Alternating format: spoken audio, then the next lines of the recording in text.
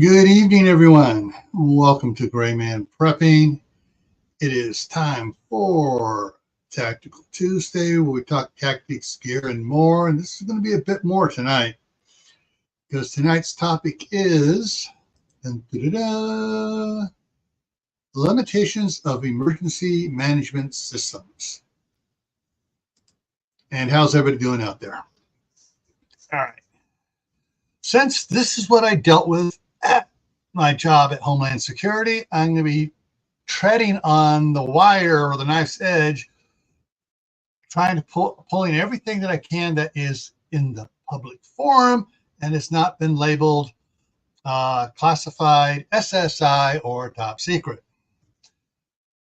So hopefully we'll get a lot of information out to you, and we'll go over some things. But first, let me jump over here and go who was first one in here. All right, so Prepper for the Ages first one in and said the reason they asked for this topic was because their town was flooded last September and FEMA showed up 10 months later. And I'm going to explain why that happened. Don't blame FEMA, blame your county and your state. I'll explain why in a minute here. All right, next one in was Mother Earth's Garden Club, and Phelan Klein Wolf, then Walt Rogers.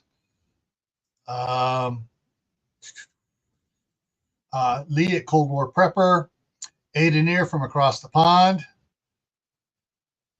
Daniel Berry Sports Highlights,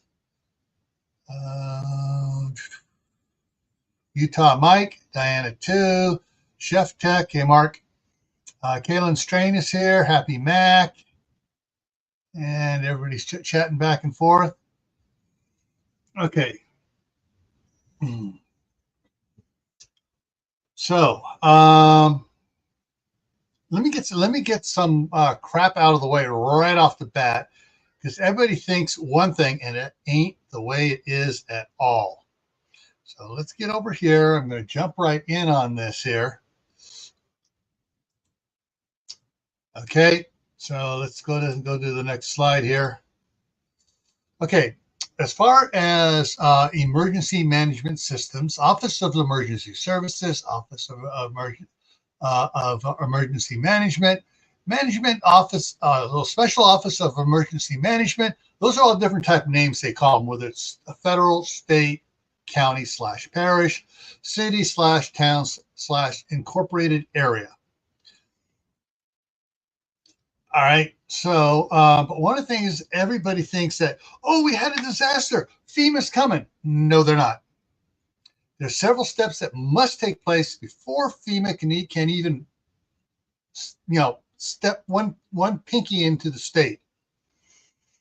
All right. So I'm going to get on this. All right. So this Stafford Act, interesting enough, and that dictates what FEMA can and cannot do.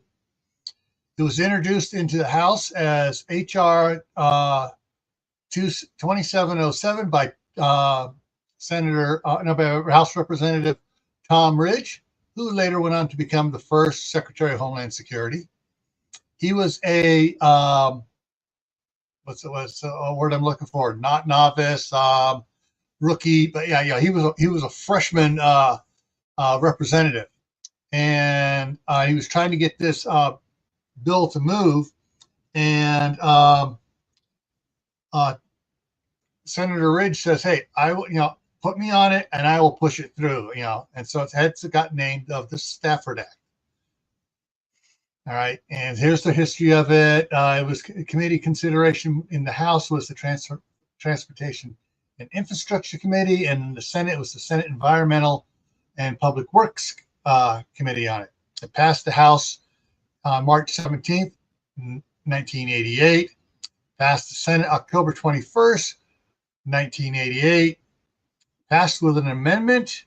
The House agreed to the Senate's amendment the same day, and it was signed into law by President Ronald Reagan in November. All right, Ryan the Gamer's in the House now. So what this means here generally, and let me bring something else up here on it, because that was the last slide I had on. Yeah, okay, so I just had a couple slides because I'm going to be going off brain pan for what I know on this, but I'm going to share something here. I'll bring it up here. All right, here we go. So you can look up everything you want to know about the Stafford Disaster and Emergency Relief System. That okay, yeah.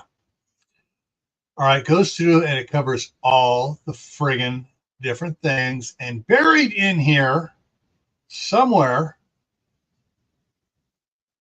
and maybe under the miscellaneous ones where the president's discretion came in and it's been written in.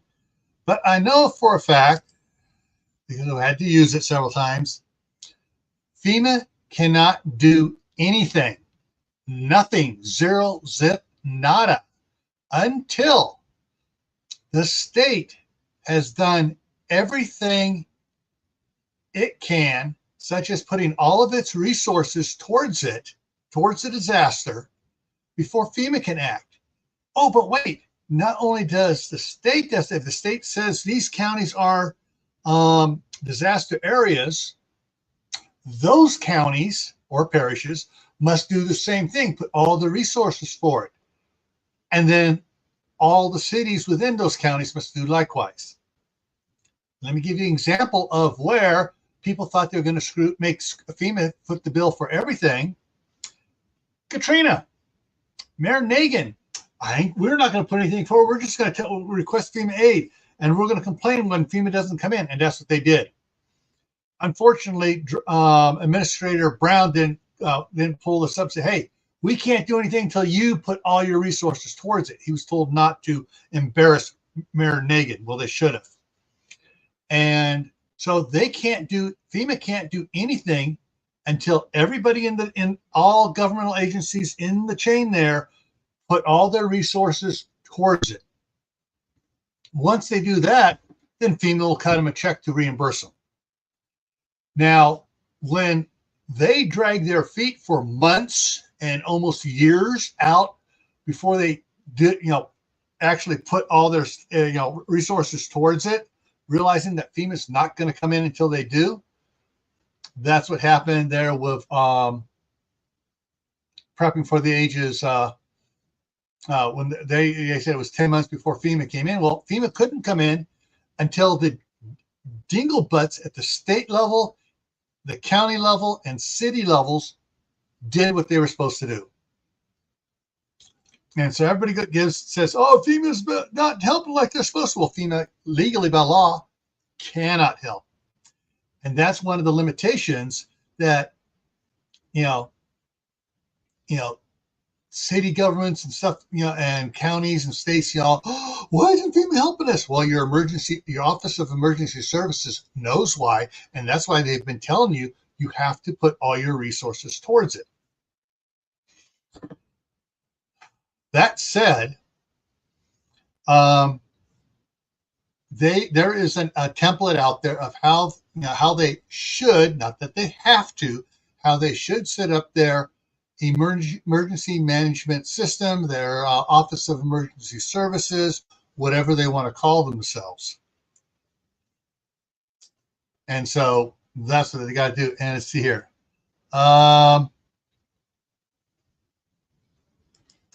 Yeah, and that's it, Kalen. The cities, towns, counties ask the governor, hey, you need to declare a disaster. And if the governor waits and waits and waits before he jumps in on it, well, that's talk, things going on. And when he finally does, then the state has to put all their resources towards it.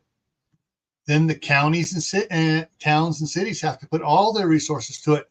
Then FEMA can come in. And that is why nonprofits will always be there first, because of the bureaucracy and the limitations placed on FEMA, because Tom Ridge knew that cities and counties and states were going to say, oh, it's your problem now. And here's the other thing. Just because the states and stuff do that, the president has to declare it an emergency too before FEMA can act. And the president won't declare it until the states do their due diligence. And sometimes it has happened where the state has ticked off the president and he's going, hey, you're not putting everything toward it. No, I don't think you're putting everything toward it. I'm not sending FEMA in until you do. And so that goes there too.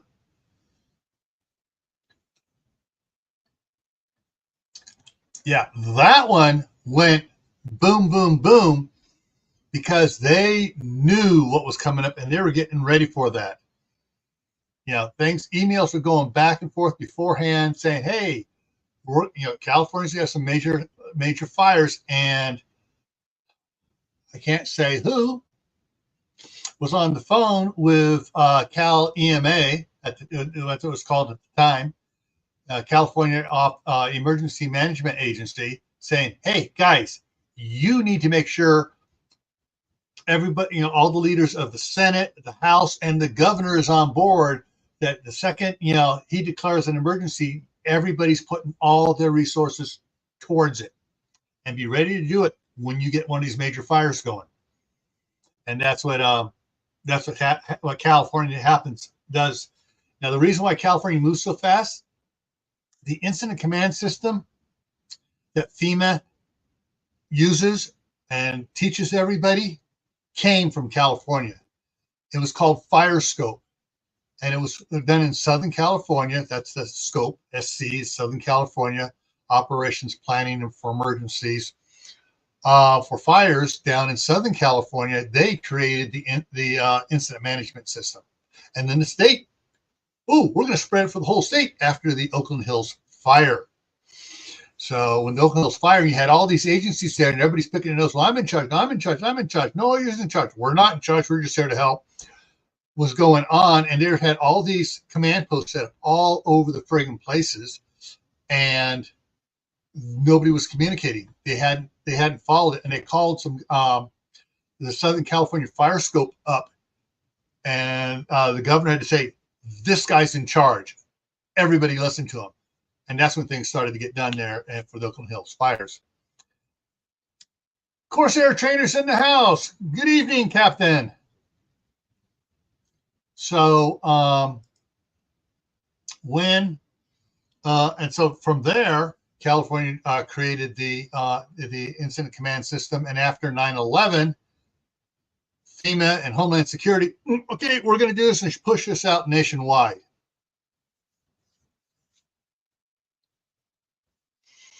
So there are certain steps that have to be taken. Unfortunately, your Office of Emergency Service / Emergency Management Agency / Emergency Management System, whatever it's being called in your state at the state level, they just can't grab stuff out of thin air. They have to budget it, set it up, and get it going. And unfortunately, there are certain lawmakers that go, we don't need to worry about this. FEMA is going to take care. We don't need to have our own going. And you see what happens when they don't have one going and the states don't act quickly enough to get all the resources flowing because they got 5 guys in this little hole thing saying, trying to tell everybody, this is what you need. And they're like, who are you? Not realizing that that's the way it goes.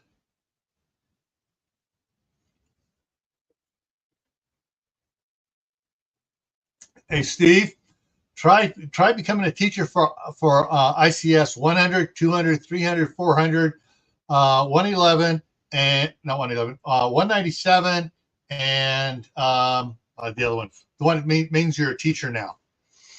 Yeah, that took me 6 weeks of training.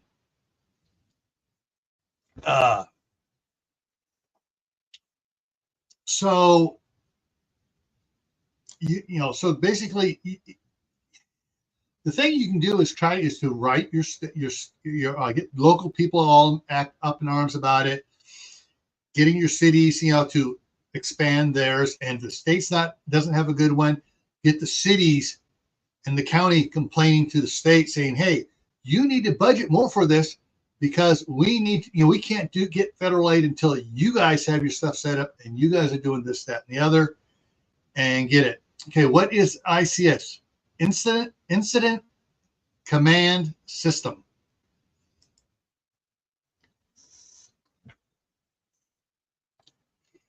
And the incident command system is based on, you have your 100 is base, this is small, and they keep going for expanded for complex incidences and stuff like that. So you get to 400, which is the big one, which is what happens in California quite often when they have all these fires going on.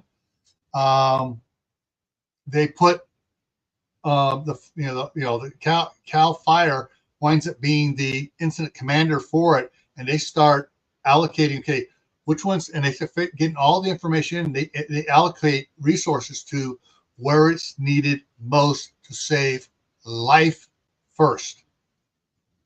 Life first, property second.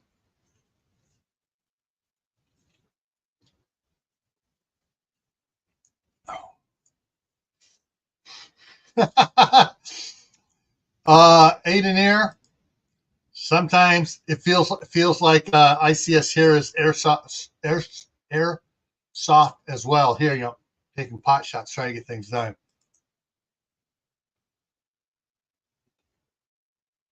Yeah. One of the things for when you have to set up a command post using instant command system, there is a thing, especially in California, it's called GAF, GAF, grab a GAFF, grab a firefighter, because the firefighters are heavily trained in it.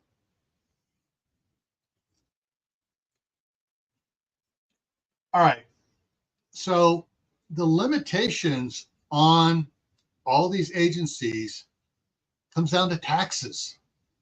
I know the bad word, the taxes word. Oh, I don't want, but yeah, it comes down to taxes and how much your elected officials are willing to take away from their pet projects to put towards the public's need.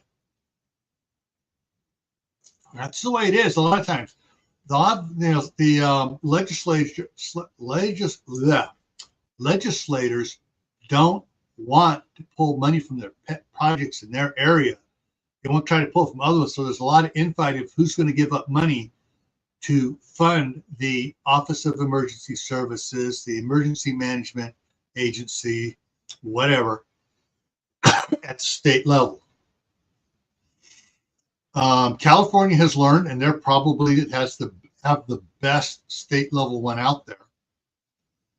There you go, Steve. I shouted out California for you.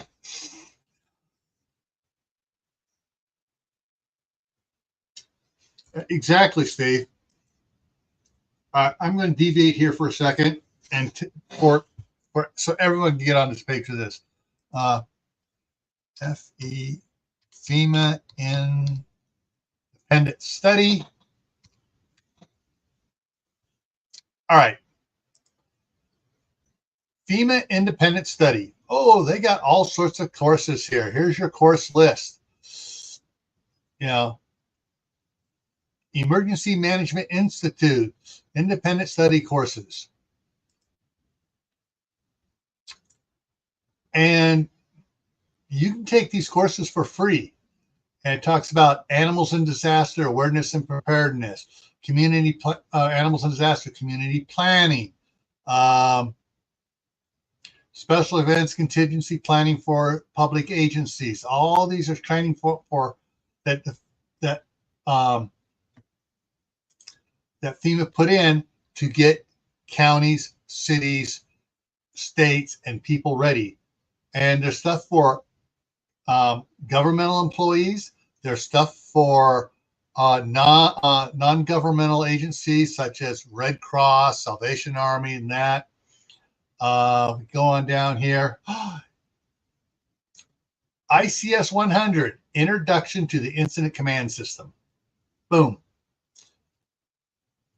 Got all about introduction, exercises, all the space stuff. Up, number 200, Basic Incident Command System for Initial Responses. 300, where is it here? Oh, they tweaked it. They pulled 300 off. Oh, that's right, because 300 is not in the independent studies. That's a classroom you got to pay for, and it's a 16-hour course. No, it's a 16-hour course, and then 400's not. The 400's not in here either. Yeah, 400's not in here either. 400 is complex incidences. That's the 24-hour course. And basically you do 300 and 400 together, and it takes you, so basically it's a 40-hour course. And yeah, it takes a lot of training on that. So, but there's all sorts of different ones. Introduction to public-private partnerships for disasters. All sorts of, the debris management plan, all sorts of stuff. Individual assistant preliminary damage assessment orientation. All the different ones. I mean, like I said, there's lots and lots and lots of courses to take. And my folder is about that friggin' thick of certificates from these courses. But and a lot of I have a lot of them that aren't on the independent studies, that are on the advanced stuff. So, but if you want to do it, you can do it online. ICS 100 gives you the introduction. Here, get back to it here real quick. Introduction to it. There it is. You go in there.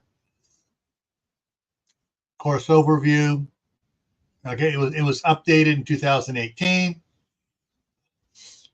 3 months after 3 months before I retired, got it updated. Go through it, and it goes through all the different stuff. Has objectives and stuff, and you get if you have a community college or university, it takes continuing education units. It's 0.2 hours worth, 0.2 credits. Course takes about 2 hours. Number of times I've taken it, I knocked it out in 32 minutes one time, just for laughs and giggles. But you can, this is something if you want to learn, that's what you do. All right.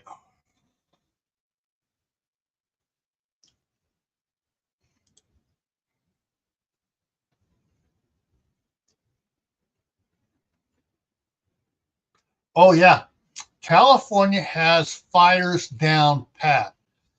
Starting back in the late 60s and the 70s, Fire Scope, is the golden blueprint for all incident command and responses.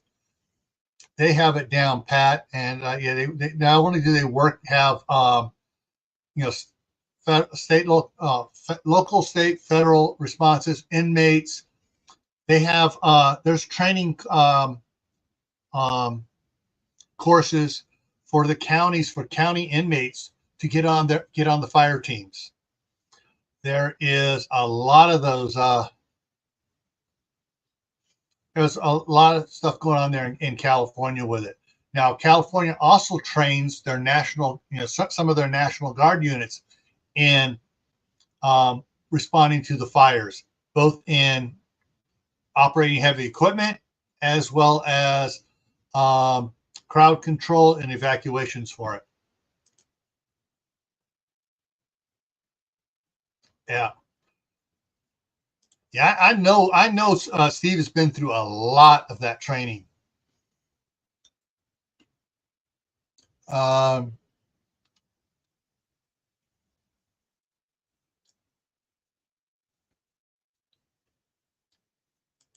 Yeah, the ARES program gets you in on that too. And with the ARES program, tagging into that in California is also the CERT program for helping for evacuations, and the CERTs work with a lot of the county animals services to get livestock evacuated too.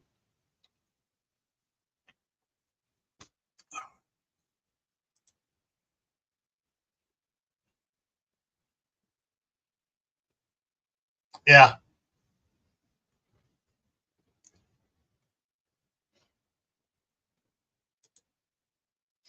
exactly. Iowa, Oklahoma, Texas, Kansas. Yeah, their National Guards trained for the flooding and the tornado responses as well. The problem is, as far, like I said, trying to get state legislatures to give up the money from their pet projects to fund state responses can be a problem. Unless you have governors and certain people that are really good spokesmen, PR, spin doctors and stuff, and embarrass the hell out of the legislatures to give the money to where it needs to be. There is a lot of infighting in your state legislature. And then you get down to the county level, and then there is some infighting on a lot of the county levels. At least I found that out in California. In some of counties, other counties are fully on board because counties that burn, like Sonoma and Napa County. Los Angeles County is fully on board with it. Santa Barbara County. There are certain counties that are, yes, we understand this. We've been burnt too many times. We know what to do. And they push it, and they push it to the people saying, hey, this is what happened. We didn't have enough funding for this.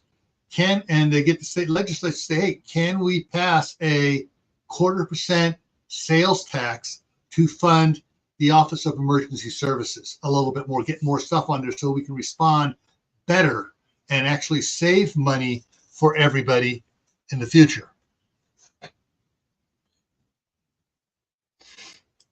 Yeah, and that's one of the things they teach in CERT. A lot of times the CERT people are the first responders before the fire department, before law enforcement. They are the first ones there because it's their neighborhood. They're the first ones there.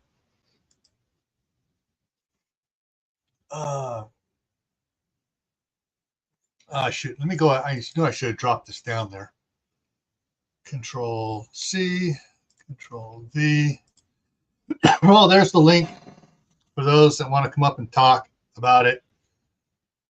Everybody in the side chat here, I think, is good for that. And let me pin that. There we go. It's, and once if the state is doing a fairly decent job, I didn't say an excellent job, a fairly decent job, not a piss poor job. The counties in that state generally get free training for their people, for their management people from the state, or the state gets federal to come in there. Hey, Mark. Hey. There so they can create a team. Perfect timing, so they can create a team like to respond and actually do things.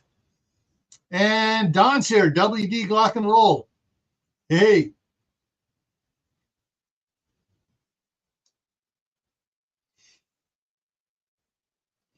Yeah.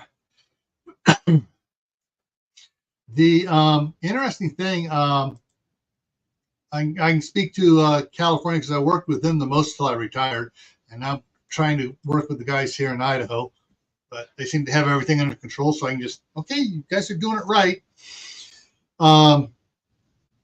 Generally, for most incident command posts in California, the person that's going to be placed in charge is going to be a battalion chief right off the bat. It may be an active shooter thing, but a battalion chief is going to be put in first because he has the most training in it.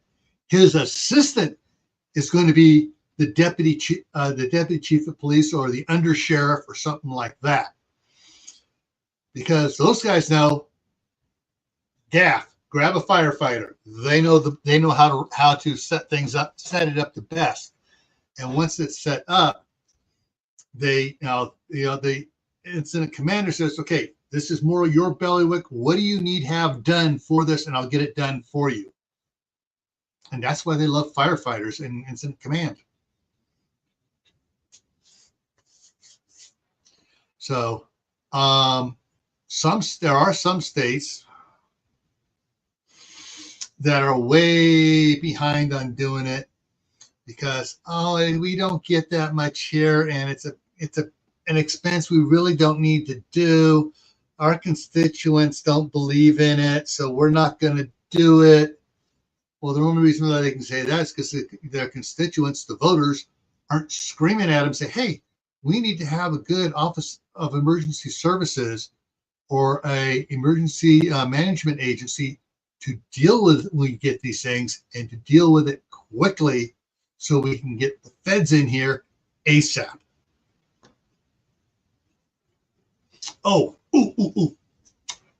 Steve, you're going to love this one. Don, you're going to love this one. I got to go down to the bottom here. Miscellaneous. I'm going back to the Stanford Act. Where is it? It's amendments. Where is it here? In the Stanford Act, firearm policies prohibit the confiscation of firearms for any reason other than failure to comply with federal law or as evidence in an investigation. It also prohibits the forced registration of a firearm for which the registration is not required by any other federal, state, or local law. The title also lays out the rights and legal framework for citizens who feel their gun rights have been violated during the time of emergency. So anyone says, yeah, you're just going to come in and take your guns. No, they're right there. They're prohibited from doing that. Which federal law? The First Amendment, Second Amendment? No, Stanford Act. I'm just saying it says they can take it based on federal law. Which law? The Second Amendment. No, right? Sorry, it says for other than failure to comply with federal law. In other words, yeah. If failure to comply with federal law. No. It's very specific on it. It's like evacuate and get the hell out of here. No, I'm not going to. Fine, we're gonna arrest you and confiscate your firearm that you have on your person and get you out of there. But or as evidence as someone using a firearm to start the fire or cause civil disruption. Well, but then they should just be shot. Yeah, exactly. But for just a normal Joe citizen who is complying and doing everything, they can't just come in and take your firearms. Oh, we're searching your house for firearms. No, you're not allowed to do that.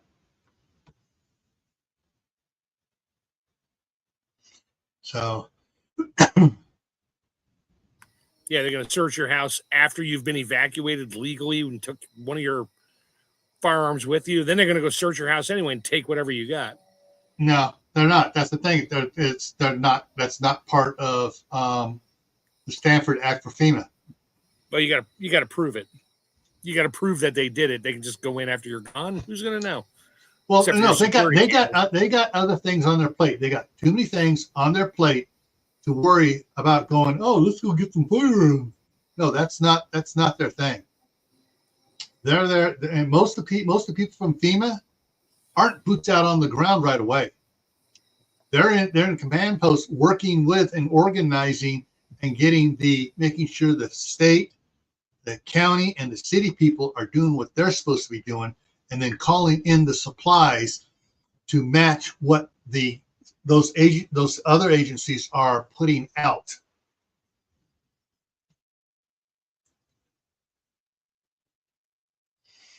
So, yeah.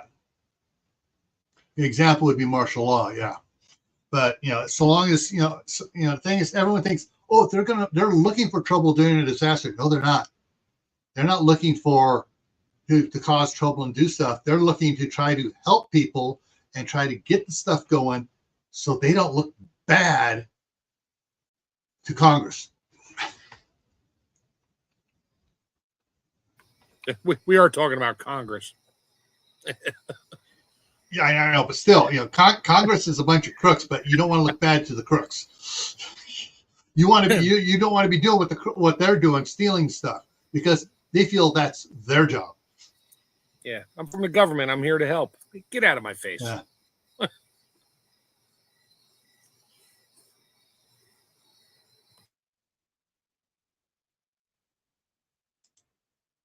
Yeah, and that's just it.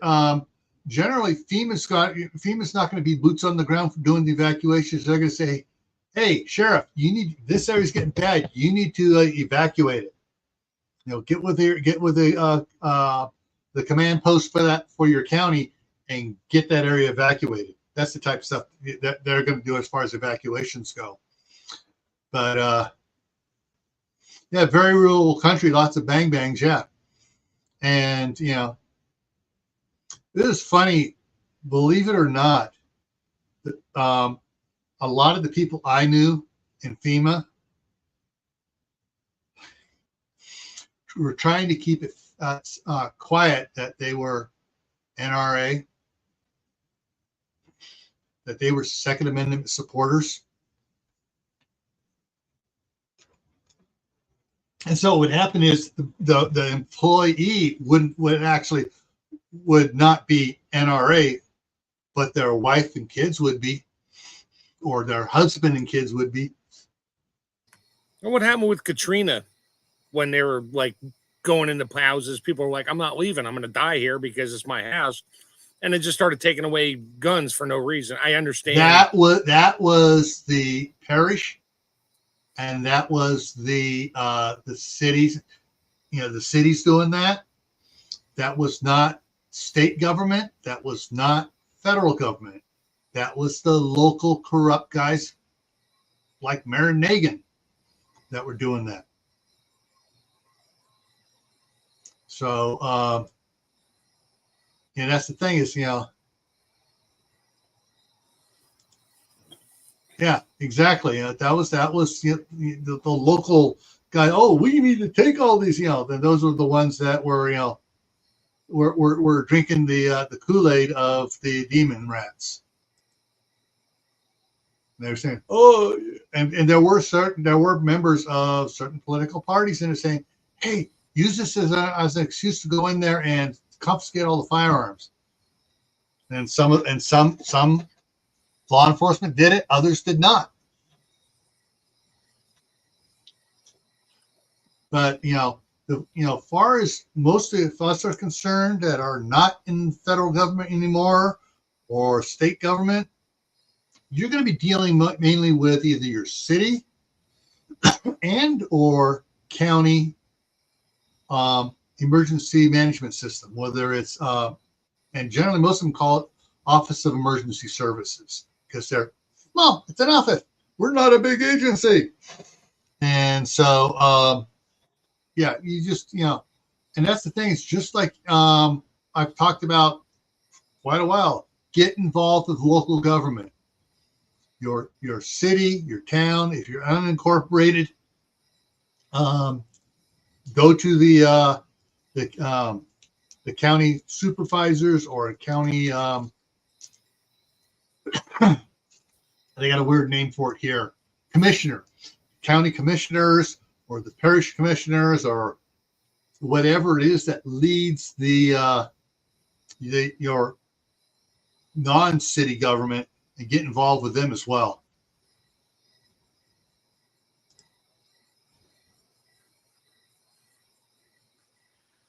Yep.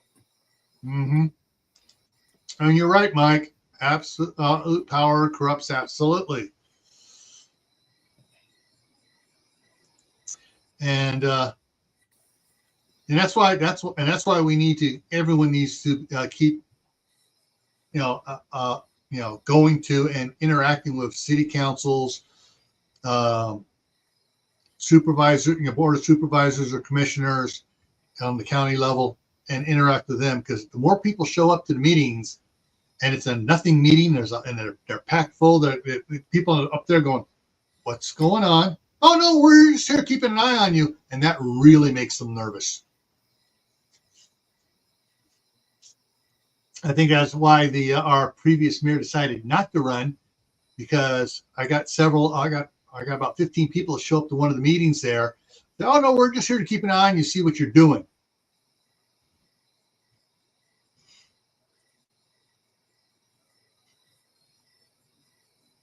Yeah, and it was what really was funny is the city attorney goes, "I like this," and the previous mayor was like, "Oh God, no."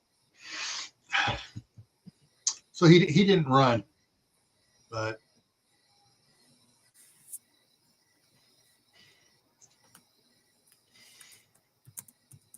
friends in low places. I like that, Mike. So, anybody have any questions about what you think your emergency management system is supposed to be doing for you?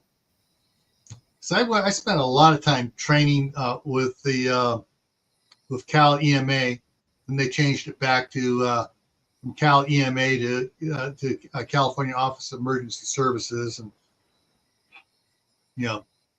they changed names there, trying to make it more friendly. But the best thing you can do is going back to the FEMA courses. There are a lot of cool courses there on FEMA. They took a couple out which were aimed at the normal person. Household hazmat. They took that one out. And they were supposed to be where we were working, but the last time I looked, I haven't seen it being put back in. Let me just take a quick look.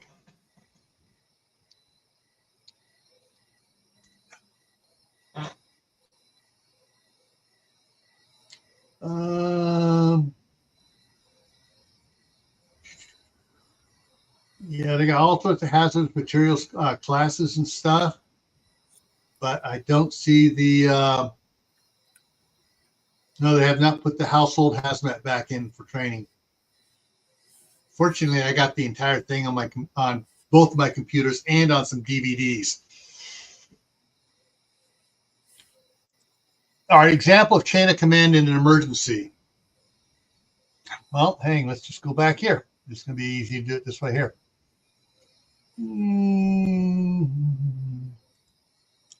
So,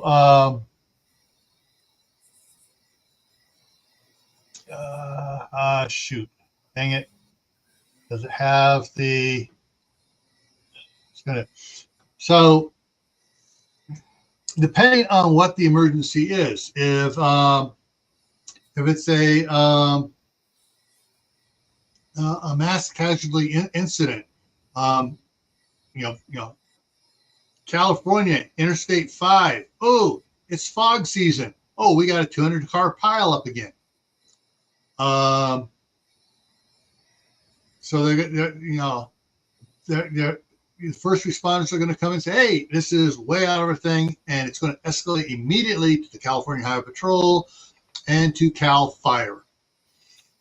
And they're going to set up incident command. They're going to get a truck or trailer rolling to that area to set up and to start putting people out there to see what needs to be done, what's happening.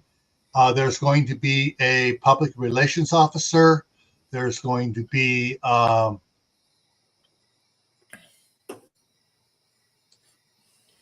I'm sorry, do these folks handle public service?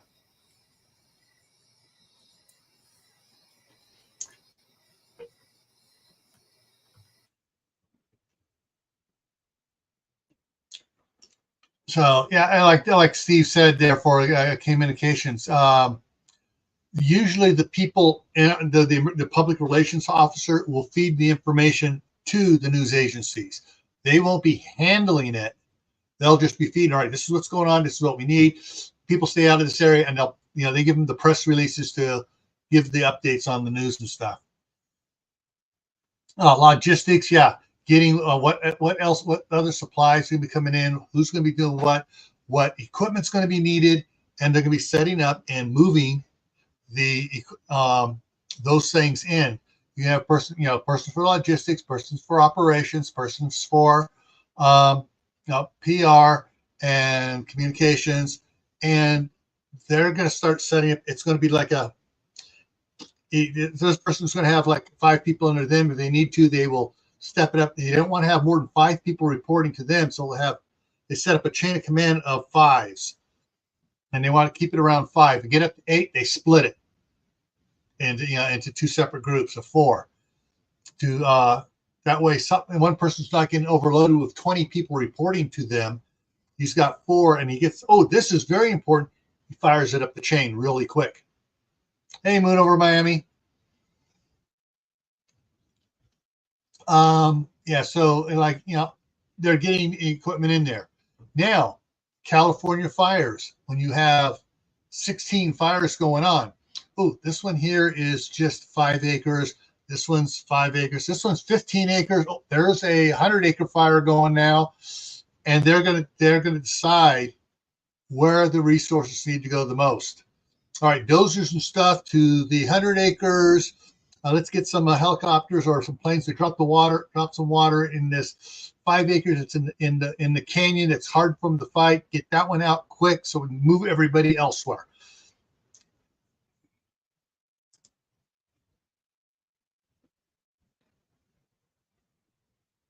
Yeah, and a good incident commander will get somebody who knows the tactical elements and how to use them stuff in there to advise him.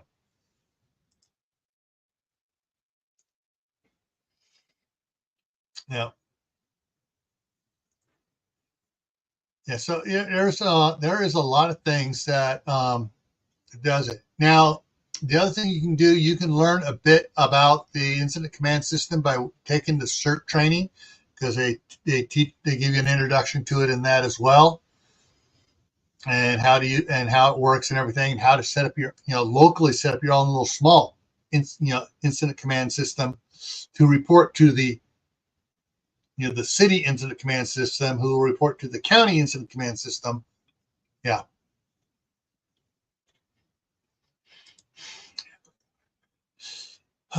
So local, county, state, federal. Yeah, federal. So that's that way it feeds up.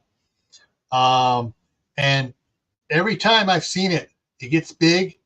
Local wants to hand it off to county. Cities and stuff, they want to hand it off to county. Make them responsible for it. We'll help you out, but you make the decisions.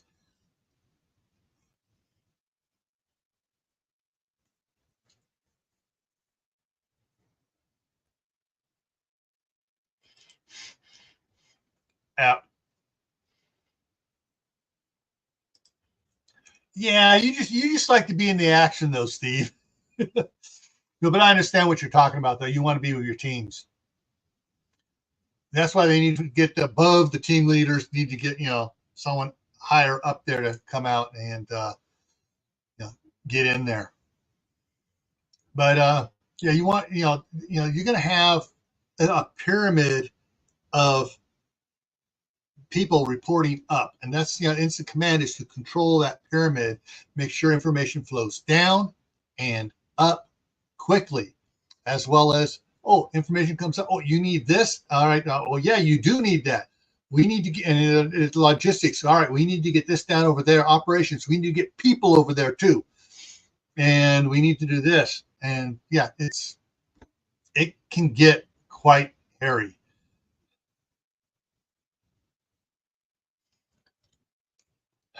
So I hope everybody got something good out of this. And I hope everybody who hasn't is thinking about taking that 2-hour course online. The ICS 100C, Introduction to the Incident Command System, and going through it and learning the principles, learning about NIMS, learning about all the different things, and it describes general staff roles within ICS. And so, yeah, that's a good class to take. An interesting thing, when I went through the 40-hour course, one of the examples they used for it to teach it was talking about a wedding planner. The wedding plan. Oh, all right, Steve. Have a good one. Was having a wedding planner is basically an incident command leader, because a wedding party is an incident. It's not just an event; it's an incident. And if it isn't, if you try to keep it an event, because if something goes wrong, it's going to be a bad incident. As far as you know what I mean. Oh man, but yeah. And if you take out 100 really easy, you found it really easy, go ahead and do 200. And if you want to be if you want to keep it quiet, you don't have to tell everybody around that you've taken those courses, but it helps you understand what's going on around you. All right, coming up here. So in about 12 minutes or so, Lee Cold War Prepper is going to be going live. All right, coming up here, Thursday, the Midnight Ride of GrayManPrepping.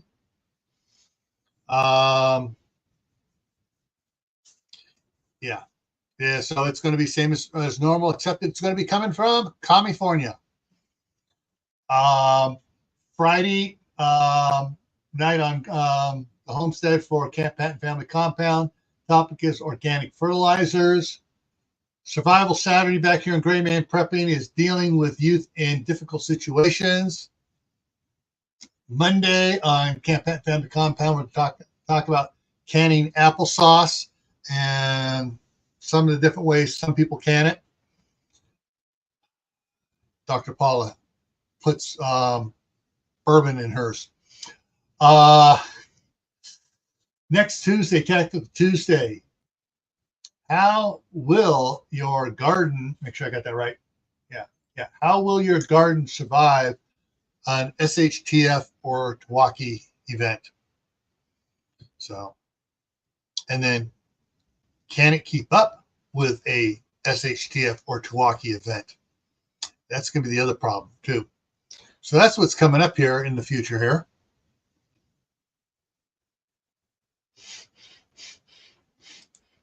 Yeah. I guarantee you, Kaylin, you get a few people trained in there into the incident command system, and they can understand planning and stuff. Yeah, it'll go smoother.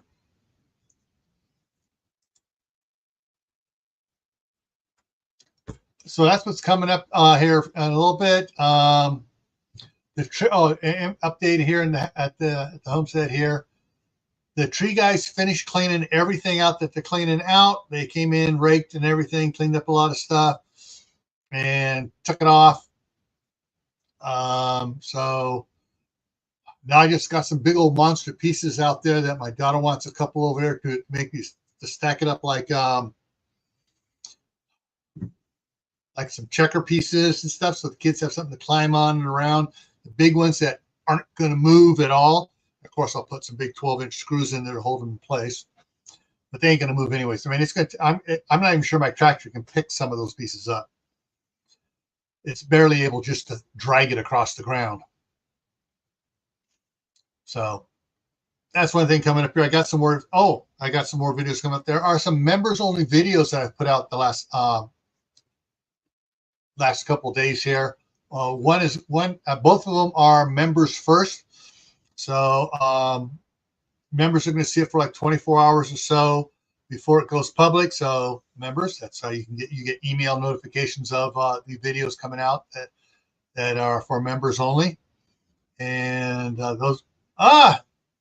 sue me. Oh, you just got home. Well, so we're about ready to end, so you can go back and watch it, the repeat. So so I'm working on putting out more member-only content or members-first content, so you guys, those members can get stuff there. I am going to try really hard to try to do a live stream with a staff sergeant, either here or on Camp Patton Family Compound, or both, in the next week or so. So since I'll be back there with her, I'm also going to try to get her to do a couple of the Your Prep for Today videos. So those will be coming back out here shortly.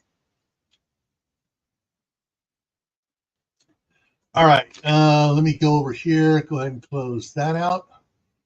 Get this back up, and let me get the link for Cold War Preppers live stream.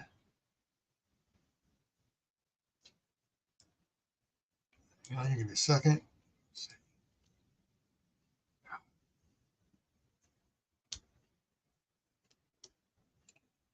I hate it when it does that.